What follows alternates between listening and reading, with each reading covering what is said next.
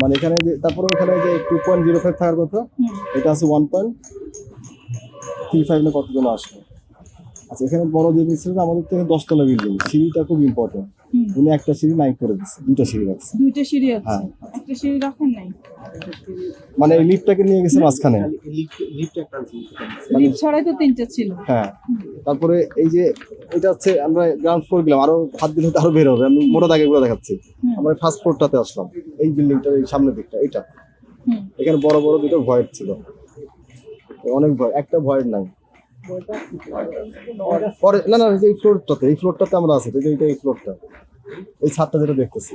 কিন্তু তো সামনে কিন্তু কোনো হচ্ছে এইভাবে করে এক্সটেনশন নাই, পুরোটাই ভয়েড, এই ভয়েডটা একটু বটম পর্যন্ত, সামনে কোনো এক্সটেনশন নাই, শুধু বারান্দা দেখানো ছিল একটু কলম পর্যন্ত। কিন্তু সামনে পুরো কলম থেকে আমি মাপতে পারিছি কত ফিট, আমার তো মনে হয় দেখে মনে হচ্ছে প্রায় 5 ফিট মতো বাড়াই ফেলছি এটা। মানে হ্যাঁ 5 ফিট আর 2 ফিট, না এই যে একটু ভয়েড, মানে এই পুরো স্ল্যাবটা ভাঙা পড়বে।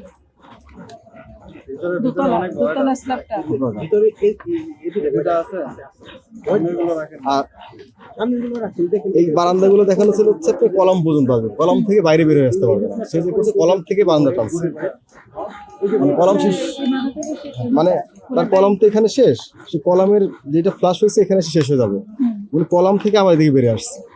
তো যে প্ল্যান মতো কাজই না করেন, প্ল্যানটা নিয়েছেন কেন তাহলে? প্ল্যানটা নেওয়ার পরেও তো নিজের মতো করে করেছেন আপনারা, কিছুটা কোথায়, অনেক তো ডেভিয়েশন তো অনেক হয়েছে। আপনার থাকার কথা হচ্ছে যে 3টে সিঁড়ি একটা লিফট, আপনি করেছেন যে 2টে সিঁড়ি।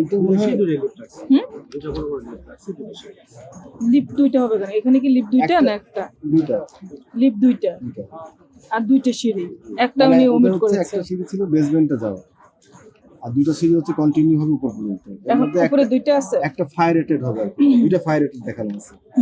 এবং আমরা যেটা করছি কি, ওই সিঁড়ি দুটো রেখে ওই যে সাইড থেকে আমার এই আলামিনে ধরে নিয়ে যাবো তাহলে এখনই ই করতে হবে, 1 লাখ টাকা জরিমানা করতে দিতে হবে। এটা বুঝে না তো, মোবাইল কোর্টে বলে নিয়ম, ঠিক আছে?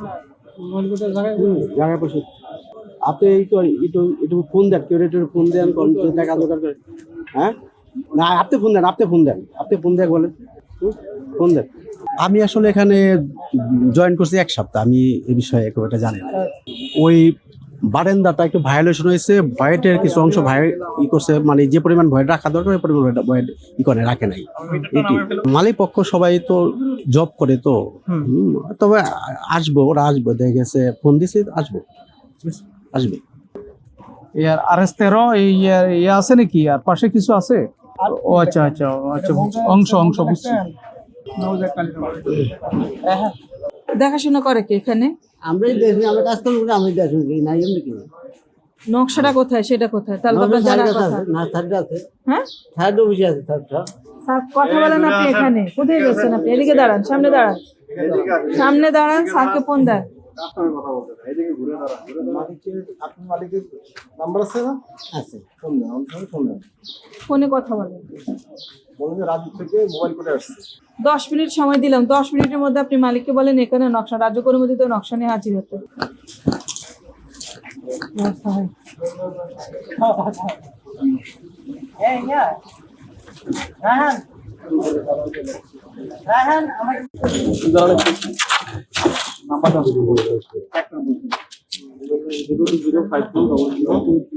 আমরা এসেই প্রথমে হচ্ছে যে আমরা রাজ্য অনুমোদিত প্ল্যান যেটা, সেটা আমাদের কাছেই ছিল, যেটা ফটোকপি, সেটা আমরা দেখেছি।